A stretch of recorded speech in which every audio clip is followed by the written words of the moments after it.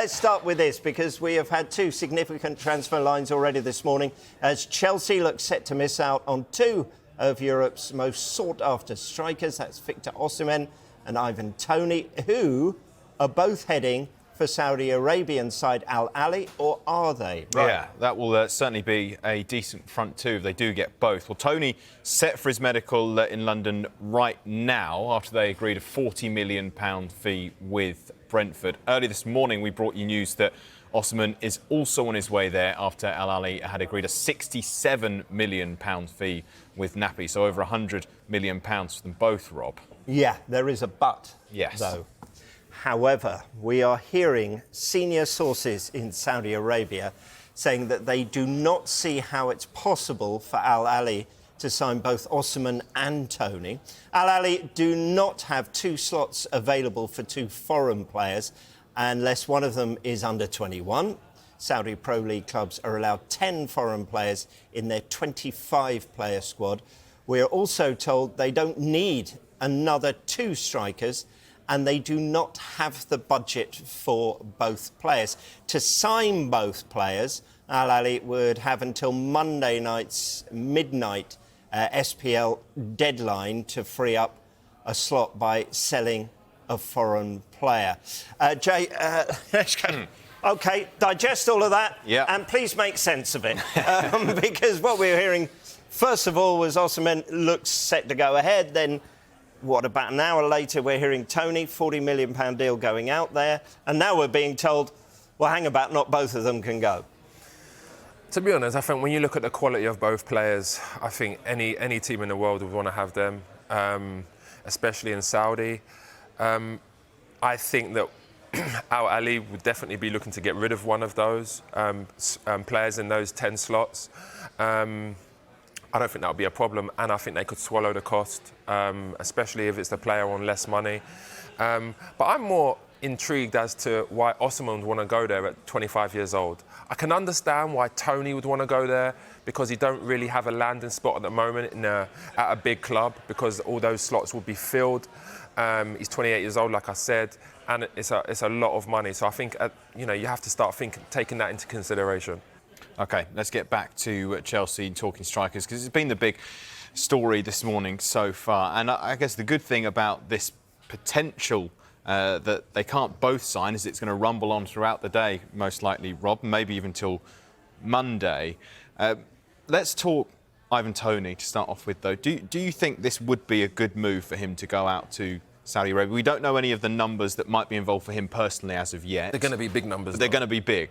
Yeah. So is that the only incentive for him? Well, I mean, I've spoken about Ivan Toney for a number of weeks, especially since the Euros. I think he's a proven goal scorer at the Premier League. I think he's a little bit misunderstood. Sometimes say he's a bit of a moody character, but by all accounts, from what I've heard from other people, he's a really good lad. But I think he wanted to play at a higher level in the Premier League, and the fact that that hasn't come off at the moment, and it doesn't look like he's going to be playing for Brentford. The manager came out and said he's definitely not playing Saturday, and I think he wants to leave. Where do you then go? I think you have to look at money. You have to look at securing your future.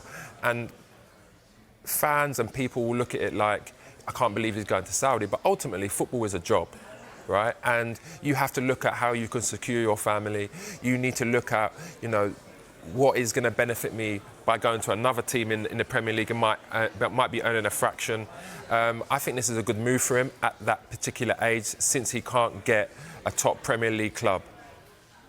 Yeah, I'm still pondering and processing this dynamic with Ahli at the moment, if they're going to bring in Osimhen and Toney as well, or are they playing one off against the other? Because if they've got to get rid of a player by Monday, effectively, if the player wants to move to Europe, though, that deadline is even closer. That's going to be today at some stage, depending which country he's going to. And look at those players. Would they be thinking about getting rid of a Roberto Firmino, a Riyad Mahrez? Maybe they're thinking we could ship those out in order to get these two in. I think they'd be probably looking at more of moving one of those foreigners to a Saudi team, another Saudi team. It would be easier, they have more time to do it, and there's a lot of there's many Saudi teams that can afford those kind of wages. So I don't think it'll be a problem, and I don't think they'll be naive enough to think that, you know, can we sign two and not be able to play them? I think they'll be have that kind of business on the cards already. I don't see Osimhen and Toney going to a team like that if they couldn't play. But what this could be, and these things happen on deadline day, is it could be brinkmanship. They announced that they've agreed a deal with Toney in order to try and force Osimhen's hand here. Yeah. Or the other way round. They might say, Osimhen's interested in coming here. Toney, you've got to make this decision really rather quickly. Do you think it could be... It could be. Because you never know. It could be. But I mean, I don't think it would happen at a team in Saudi. I don't think they would do that. I think they will look at it and say, we want both of these players. We believe we can get both of these players. Financially, we can have these players. We might have to get rid of another one. But I think they would... The landing spot for that foreigner that's not going to be there is going to be in Saudi, because, like you said, they've got more time to make that deal happen. Whereas if he's coming to Europe, they can only do that now. And I also think that, like Chelsea, there's players that might just sit there. They'll say to these players, "Well, we don't want you. If you're gonna, you know, want to stay here, you're not going to play." And what player doesn't want to play football? OK, well, it seems that Ivan Toney won't be playing his football at Brentford this season, no matter what happens today. Let's go to Brentford now. Our reporter is Paul Gilmore there today. Paul, do you think Brentford will look to spend the big money that they get for Toney if it does come in today?